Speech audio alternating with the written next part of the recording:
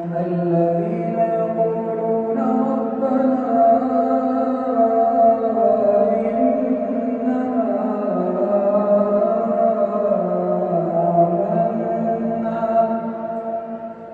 آمنا بسم اللہ الرحمن الرحیم۔ درس تفسیر قرآن میں آج ہمارا تیسرا درس ہے اور ہم سورہ آل عمران کی تلاوت کر رہے ہیں۔ پہلے درس میں ہم نے کچھ تعارف بیان کیا تھا اور گزشتہ دوسرے درس میں ہم نے آیت نمبر 1 اور 2 کی تلاوت کی تھی اور تیسری آیت کی آدھی سے تلاوت کی۔ اب انشاءاللہ العزیز ہم آگے بڑھتے ہیں اور تیسری آیت کو ہم آگے بیان کرتے ہیں۔ ایک مختصر سا سلسلہ ہے، یہ کوئی زیادہ آپ کو زحمت نہیں دینی انشاءاللہ العزیز، تھوڑا تھوڑا کر کے انشاءاللہ ہم بہتری کی طرف آگے بڑھتے جائیں گے انشاءاللہ۔ خدا ہمیں یہ قرآن نصیب فرمائے انشاءاللہ۔ اپنی حاجات اور دعاؤں کی قبولیت کے لیے صلوات پڑھ دیجیے۔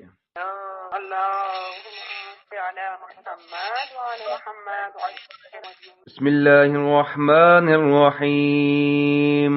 الف لام میم۔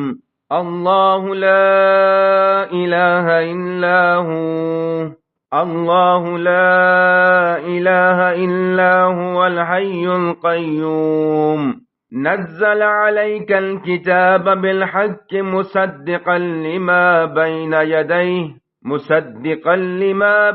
یدیہ وانزل التوراة والانجیل من قبل هدى للناس وأنزل الفرقان إن الذين كفروا بآيات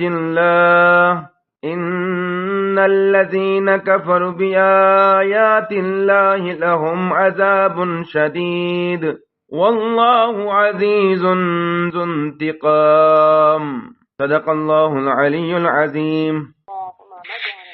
آج ہم اسی تیسری آیت کو مکمل کریں گے اور جتنا اگر وقت بچا تو پھر آگے چلیں گے، ورنہ اسی پر اتفاق کریں گے۔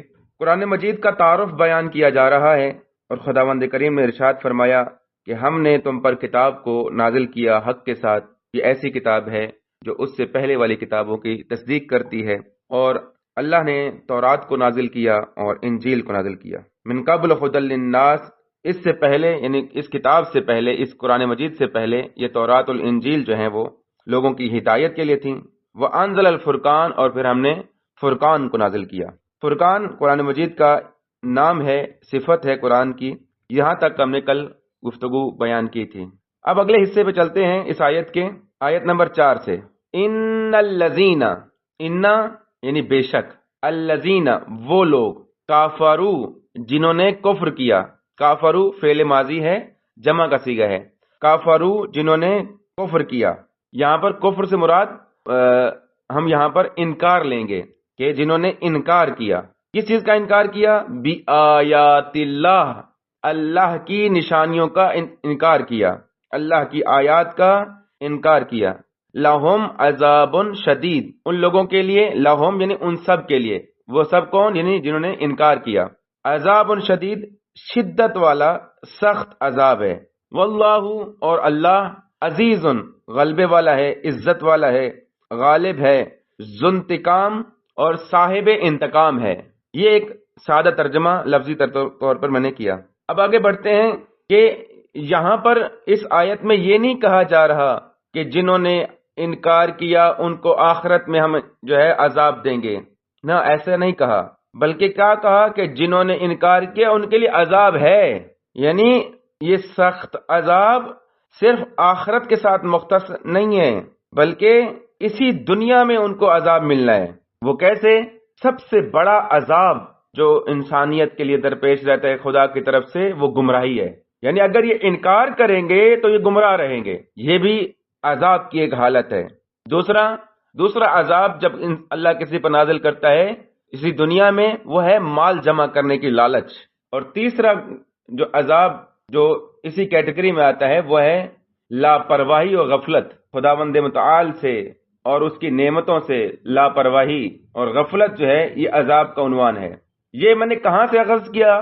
کیونکہ قرآن کی آیات دوسری آیات کی تفسیر کرتی ہیں، تو اسی آیت کی اگر تفسیر دیکھی جائے تو سورہ توبہ آیت نمبر 85 میں اللہ نے ارشاد فرمایا کہ اللہ تعالی اس کا خلاصہ یہ ہے کہ خداوند متعال ایک گروہ کو مال اور اولاد دیتا ہے تاکہ ان کے ذریعے انہیں عذاب دے.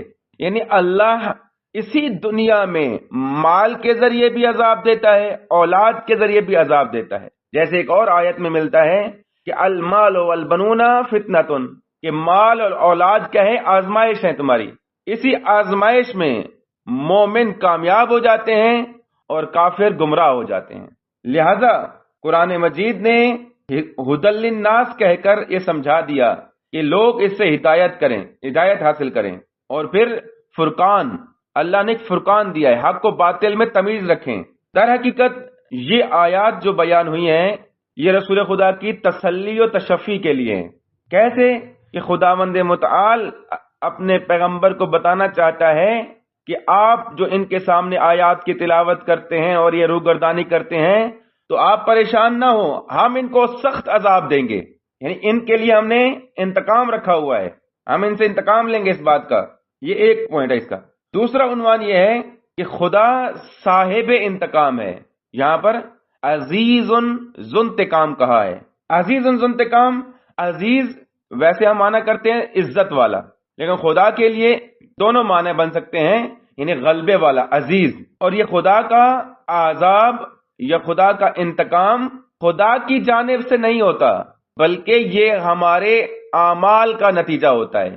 یعنی خدا اگر انتقام لیتا ہے تو خدا ایسا نہیں ہے کہ اپنے بندوں سے دشمنی رکھتا ہے تو انتقام لے رہا ہے. نہ، ہمارے اعمال ایسے ہیں یا ایسے ہو جاتے ہیں کہ جو خدا کی دشمنی کا باعث بنتے ہیں. لہذا اللہ نے یہاں پر الارم دیا، توجہ دلائی کہ اللہ غلبے والا ہے. یعنی اگر اللہ کسی کو عذاب دے گا تو کوئی اس کے عذاب سے بچ نہیں سکتا، محفوظ نہیں رہ سکتا. میری آواز آ رہی ہے آپ سب کو؟ کسی نے میسج کیا کہ آواز نہیں آ رہی، میں نے کہا شاید آواز نہیں آ رہی. تو خدا کی نافرمانی اور خدا کی آیات کا انکار خود خدا پر اثر نہیں ڈالتا. یعنی ایسا نہیں ہے کہ خدا کو گھاٹا آ جائے گا، خدا کو کوئی نقصان پہنچے گا. اللہ کو کوئی اس سے نقصان نہیں پہنچنے والا. کہ جب اگر ہم آیات خدا کا انکار کریں گے، روگردانی کریں گے، اللہ کو کوئی نقصان نہیں ہے، ہمیں ہی نقصان ہوگا. اور پھر اللہ جو ہے اس کی پکڑ کرے گا، شدید، ایسی سخت پکڑ کہ وہ دنیا میں ہی مبتلا کر دے گا. جیسے ایک قرآن کی آیت میں ہے کہ جو لوگ، یہ میں آیت آپ کو بیان کرتا ہوں، سورہ طٰہٰ آیت نمبر 124 میں اسی عنوان سے ذکر ہوا ہے. فرمایا وَمَنْ أَعْرَضَ عَنْ ذِكْرِي فَإِنَّ لَهُ مَعِيشَةً ضَنْكًا. توجہ کیجیے گا اس آیت پر کہ اللہ کہتا ہے کہ جو میرے ذکر سے رخ موڑے گا، منہ موڑے گا، روگردانی کرے گا، اسے کیا ہوگا؟ اس کے لیے معیشت تنگ ہو جائے گی. معیشت یعنی زندگی کا روزگار، زن کا تنگ ہو جائے گی. یعنی ذکر خدا سے رخ موڑنا ہمارے لیے ہی نقصان کا باعث ہے، اللہ کے لیے نقصان کا باعث نہیں ہے. اس لیے اللہ نے توجہ دلائی ہے. ان الذین کفروا بآیات اللہ، جو اللہ کی آیات کا انکار کرتے ہیں یا جنہوں نے اللہ کی آیات کا انکار کیا، ان کے لیے شدت اور سختی والا عذاب ہے. واللہ عزیز، اور اللہ عزت والا ہے، ذو انتقام، صاحب انتقام ہے. یہ لفظ زو جو ہے، زو، زی، زا، یہ تینوں انداز میں آتا ہے. یہ صاحب کے معنی میں آتا ہے. ٹھیک ہے، صاحب. اسی طرح سے لفظ اولا، اولی، یہ بھی صاحب کے معنی میں آتے ہیں. ہم عموماً کہتے ہیں نا ذی شرف، اردو میں کہتے ہیں ذی شرف، یعنی صاحب فضیلت، صاحب شرف. تو ان الفاظ پہ بھی آپ کی توجہ رہے. آیت سمجھ آ گئی ہے یہاں تک؟ اب اللہ نے اپنا اختیار اگلی آیت میں بیان کیا ہے. آیت نمبر 5 میں ان اللہ لا یخفی علیہ شیء فی الارض ولا فی السماء. ان اللہ، بے شک اللہ، لا یخفی، کوئی چیز چھپی ہوئی نہیں ہے، مخفی نہیں ہے، پوشیدہ نہیں ہے. شیء یعنی کوئی چیز، علیہ یعنی اس پر، یعنی اللہ کے اوپر کوئی چیز مخفی، پوشیدہ، چھپی ہوئی نہیں ہے. کہاں پر؟ فی الارض، زمین میں، ولا فی السماء، نہ ہی آسمان میں. یعنی چاہے زمین ہو، چاہے آسمان ہو، کوئی بھی چیز اللہ سے مخفی نہیں ہے۔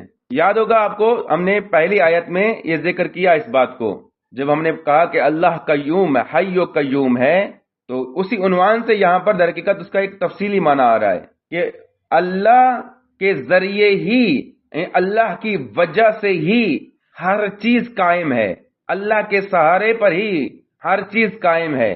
اگر اللہ ایک لمحے کے لیے زمین سے رخ موڑ لے، زمین تباہ ہو جائے، آسمان سے نظر کرم ہٹا لے تو آسمان تباہ ہو جائے۔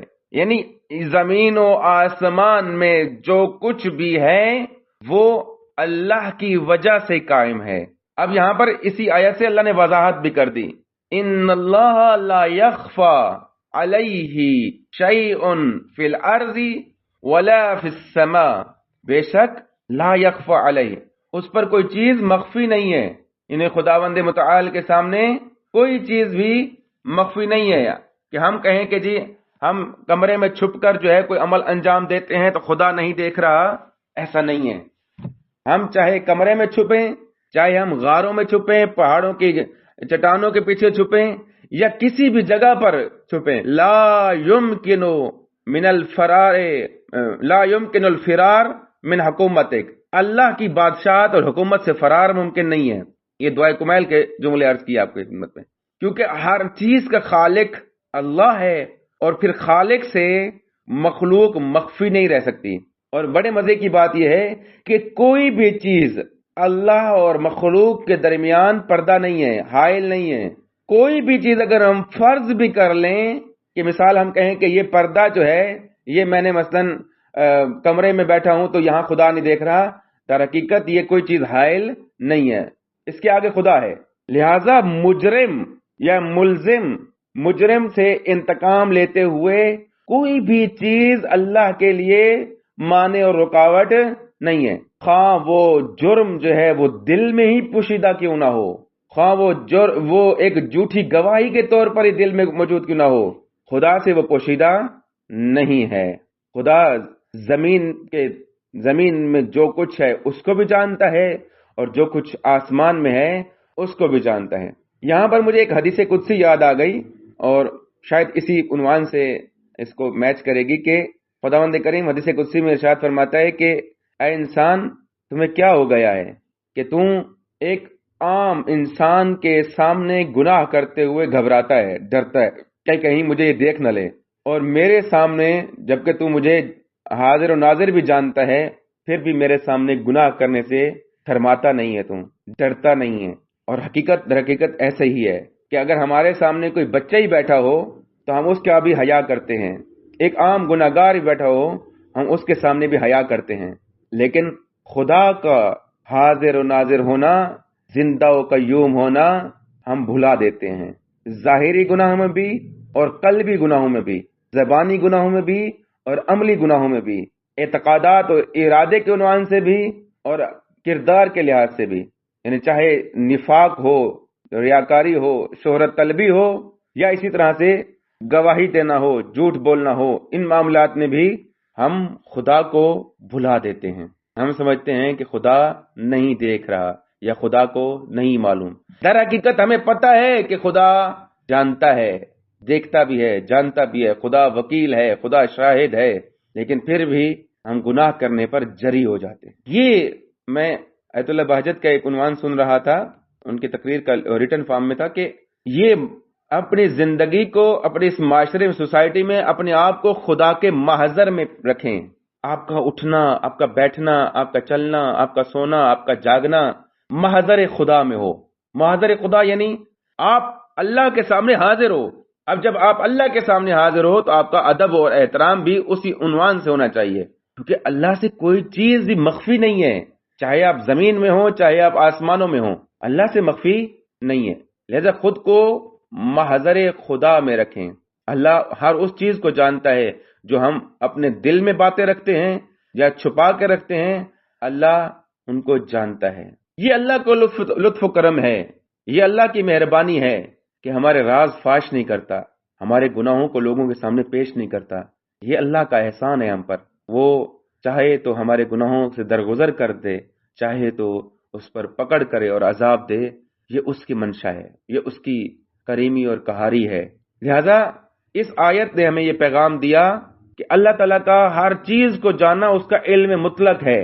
ہم اور کائنات کی تمام چیزیں اللہ کے حضور حاضر ہیں، اور اس کے حضور میں حاضر ہونے کی بنا پر ہمیں گناہ نہیں کرنا چاہیے۔ ہمارے سوالات، ہماری آرزوئیں، ہماری عبادتیں، ہمارے مکانات، ہمارے حجاب، کوئی بھی چیز ہمیں اللہ سے پوشیدہ نہیں کر سکتی، کیونکہ اللہ جانتا ہے، ہر اس چیز کو جانتا ہے جو ہم دل میں لے کر آتے ہیں، ہر اس چیز کو جانتا ہے جو ہم زبان پہ لاتے ہیں، جو اشارے کنایے سے ہم کرتے ہیں۔ اللہ ہر چیز سے واقف و آگاہ ہے۔ اسی وضاحت کو اللہ نے اس سے اگلی آیت میں بیان کیا ہے، آیت نمبر 6 میں کیا فرمایا؟ هُوَ الَّذِي يُصَوِّرُكُمْ فِي الْأَرْحَامِ كَيْفَ يَشَاءُ، یعنی پہلی آیت میں، اسی چوتھی آیت میں، پانچویں آیت میں کیا کہا کہ اللہ کے سامنے کوئی چیز مخفی نہیں ہے۔ پھر اللہ نے اسی کو مزید وضاحت دے دی، اسی عنوان کو مزید وضاحت دی، کیا؟ هُوَ الَّذِي، وہ اللہ وہ ہے، یُصَوِّرُکُم، جو تمہاری تصویر بناتا ہے، فِی الْأَرْحَامِ، رحموں میں، کیف یشاء، جیسے وہ چاہے ویسی تصویر بناتا ہے۔ لا الہ الا هو العزیز الحکیم، اس عزیز و حکیم کے علاوہ کوئی معبود نہیں ہے۔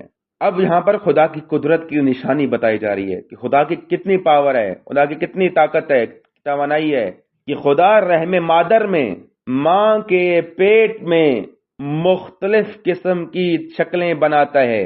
خدا کا سانچہ دیکھیے، نقشہ دیکھیے، تصویر کا انداز دیکھیے کہ ایک انسان 5 بھائی ہوں تو 5 بھائیوں کی شکل جو ہے کہیں نہ کہیں ایک دوسرے سے مختلف ہو جاتی ہے۔ 5 بہنیں ہوں تو بہنیں ایک ہی خون سے ہیں، ایک ہی ماں باپ سے ہیں، لیکن ان بہنوں کی شکل جو ہے وہ مختلف ہو جاتی ہے۔ یہ تصویر کا مختلف ہونا یہ اللہ کی قدرت کو بیان کرتا ہے، اللہ کی حکمت کو بیان کرتا ہے، اللہ کے قیوم ہونے کو بیان کرتا ہے۔ اب یہاں پر تصور کیجئے، توجہ کیجئے کہ اللہ نے فوراً پچھلی آیتوں میں قرآن کو نازل کرنے کی بات کی، کتاب کو نازل کرنے کی بات کی، اب اگلی 2 آیتوں میں بھی پھر قرآن کی بات کرے گا اللہ، یعنی آیت نمبر 7 میں بھی اور 8 میں بھی۔ ان 2 آیتوں کے درمیان اللہ نے تخلیق اور تصویر انسان کو بیان کر دیا۔ اس میں بھی ایک حکمت ہے، اس میں بھی ایک توجہ ہے کہ انسان کی یہ تصویر کا موضوع شاید اس بات کا اشارہ ہے کہ جو خدا رحم مادر میں تمہیں سر و سامان عطا فرماتا ہے، تمہارے لیے وسائل عطا فرماتا ہے، ماں کے شکم میں تمہارے لیے غذا کا اہتمام کرتا ہے، وہی خدا اپنے شرعی قوانین اور آسمانی کتابوں کے ارسال کے ذریعے خود تم کو اور معاشرے کو رشد و ہدایت عطا کرتا ہے۔ یعنی ان پچھلی آیتوں میں قرآن کی نزول کی بات ہوئی، اگلی آیت میں بھی قرآن کے نزول کی بات ہو رہی ہے۔ ان دونوں آیتوں کے درمیان خلقت کی بات کر دی، یعنی کیا بیان کرنا چاہتا ہے اللہ؟ کہ جو خدا ماں کے پیٹ میں تمہاری تصویر بنا سکتا ہے، تمہارے لیے غذا کا انتظام کر سکتا ہے، تمہارے لیے 9 مہینے تمہاری زندگی کا بندوبست کر سکتا ہے، اس خدا کے عنوان سے تم کیوں نہیں سمجھتے کہ وہ تمہاری زندگی میں شریعت نافذ کرے، قوانین نافذ کرے، تمہیں زندگی میں جو ہے زندگی گزارنے کا ڈھنگ سکھائے، سنت سکھائے، طریقہ سکھائے، تمہارے لیے ہادی مقرر کرے۔ جو خدا ماں کے شکم میں تمہارے لیے، ماں کو تمہارے لیے ذریعہ رزق قرار دیتا ہے کہ ماں کھائے گی اور آپ کو وہاں پر رزق ملے گا، اس خدا نے تمہاری زندگی کے لیے کیوں نہیں انتظام کیا؟ یقیناً کیا ہوا ہے۔ اور پھر اللہ جیسی چاہے شکل بنا سکتا ہے، یعنی کیف یشاء کہہ کر یہ بیان کیا کہ اللہ جیسی چاہتا ہے شکل بناتا ہے۔ اب جو رحم مادر میں ہماری جیسی چاہے ہم اپنی شکل بنانے پر بھی اختیار نہیں رکھتے، تو پھر ہم اس دنیا میں آ کر اپنی زندگی اپنی مرضی سے بنانے پر کیسے اختیار رکھتے ہیں؟ جیسے ہم ماں کے شکم میں محتاج ہیں خدا کے، کہ خدا ہمیں غذا کا انتظام کرے ہمارے لیے، سانسوں کا انتظام کرے ہمارے لیے، خدا کی نظر و کرم ہے تو 9 مہینے ہم ان ماں کے اس پیٹ کے اندھیروں میں زندگی گزار رہے ہوتے ہیں، اور پھر وہ جیسا چاہے ہمارے ساتھ انداز اپنائے، جہاں ہم وہاں پر محتاج ہیں خدا کے، پھر زندگی میں آ کر کیوں آزاد ہو جاتے ہیں؟ پھر زندگی میں آ کر خدا کی نشانیوں کا کیوں انکار کر دیتے ہیں؟ یعنی یہی خدا سمجھانا چاہ رہا ہے کہ جیسے میں تصویر بناتا ہوں، جیسے میری مرضی ہے بناتا ہوں، اب زندگی میں بھی اس دنیا میں آ کر بھی تم نے وہ زندگی گزارنی ہے جو میں چاہتا ہوں، تمہاری مرضی کی زندگی نہیں چلے گی۔ پھر اگلی آیت میں اس کی تفصیل بیان کر دی، لا الہ الا ہو، یعنی بات تو ہو رہی ہے شکم مادر کی، پھر آگے بندگی کی بات کیسے کر دی؟ یعنی بتانا چاہ رہے اللہ کہ اللہ کے علاوہ کسی کی بندگی نہیں کرنا، اللہ کے علاوہ کسی کی عبادت نہیں کرنا۔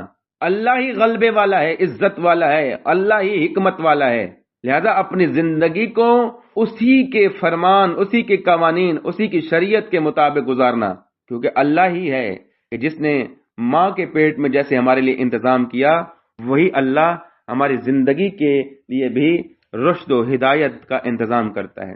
اور آخری بات اس آیت کے متعلق کہ انسان کی صورت، انسان کے جسم میں وراثت ہو، صحت ہو، غذا ہو یا نفسیات میں سے ہر ایک عامل کی تاثیر بھی خدائی طریقہ کار ہے۔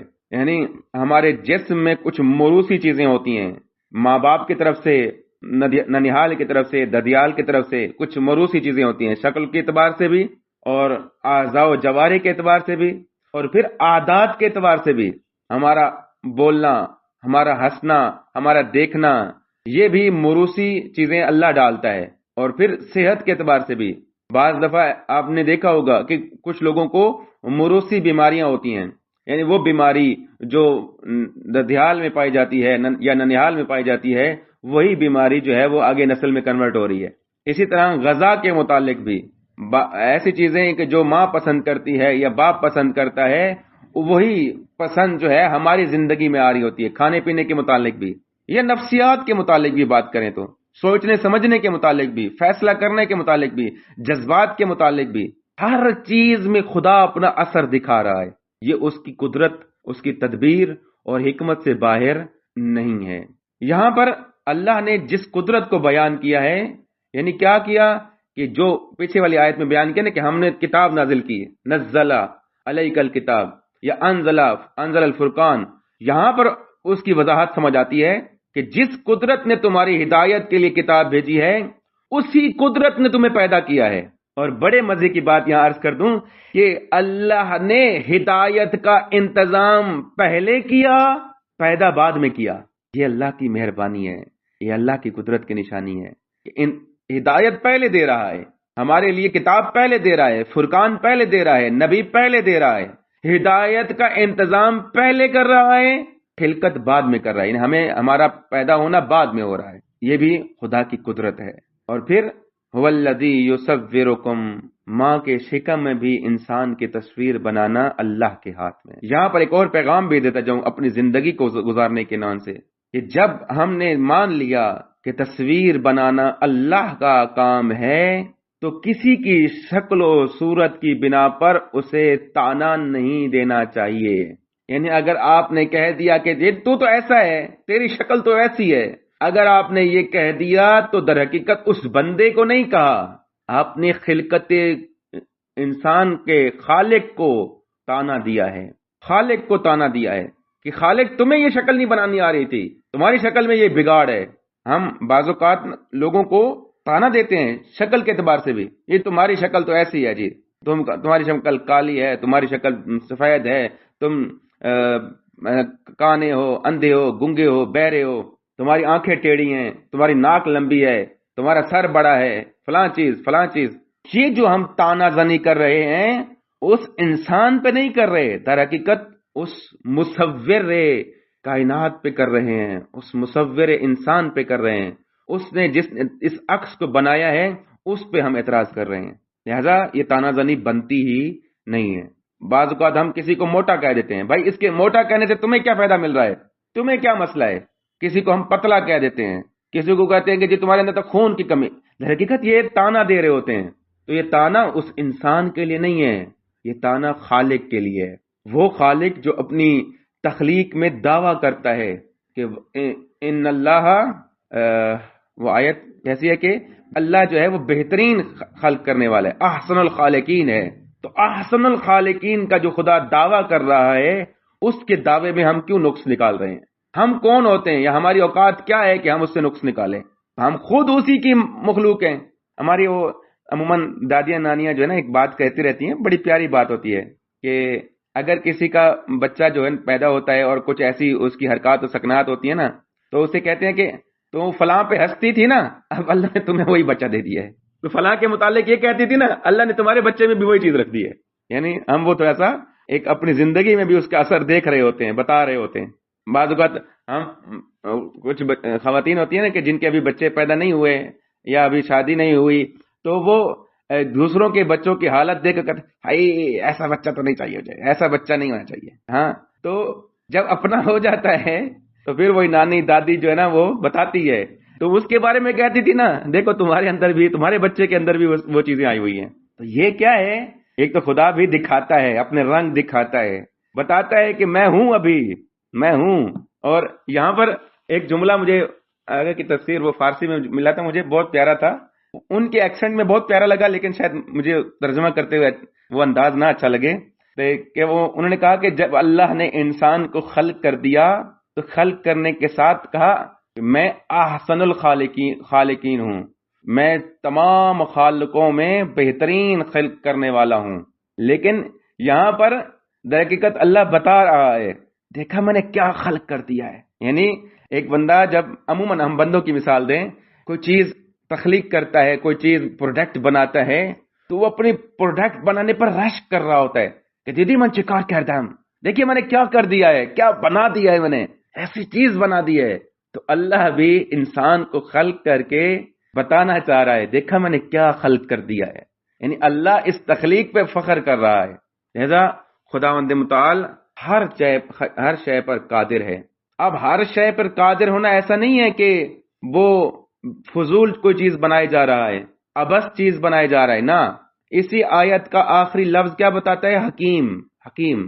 کہ اللہ کہتا ہے کہ میں نے جیسی چاہی تصویر بنائی، لیکن یہ تصویر حکمت کے تحت بنائی ہے، میں حکمت والا ہوں.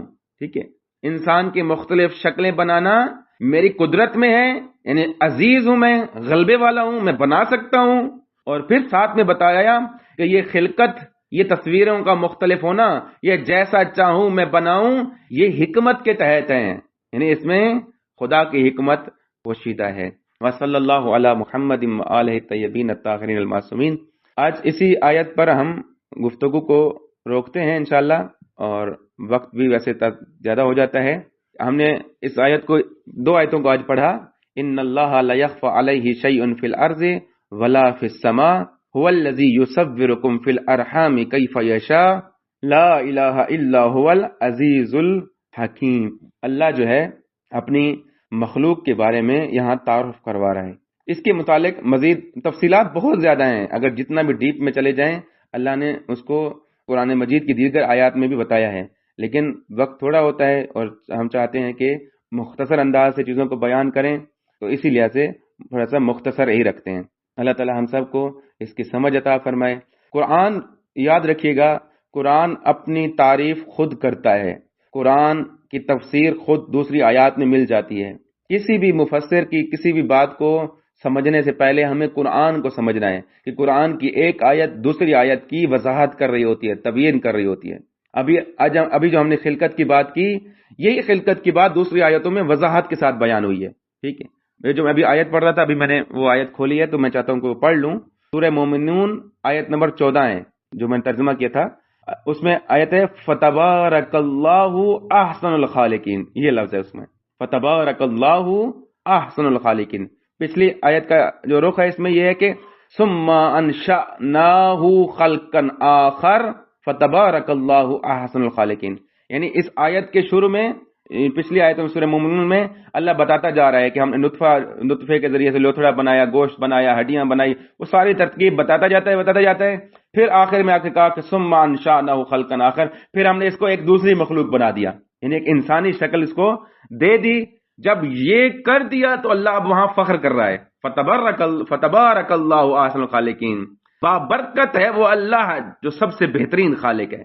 یعنی اللہ اپنی تعریف یہاں خود کر رہا ہے کہ دیکھا میں نے کیا خلق کر دیا ہے، کتنا بابرکت اللہ کہ جو اتنی بہترین پروڈکٹ تخلیق جو ہے وہ کر رہا ہے.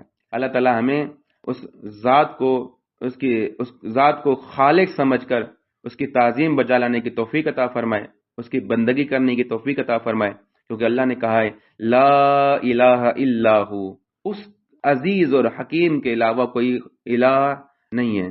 یہ در حقیقت اللہ کی عبادت کی بھی تعریف بن جاتی ہے کہ ہم کسی ذات کو خالق سمجھ کر اس کی تعظیم نہ کریں، اللہ کے علاوہ کسی اور ذات کو خالق سمجھ کے تعظیم نہ کریں، کیونکہ خالق صرف اللہ کی ذات ہے اور وہی لائق عبادت ہے.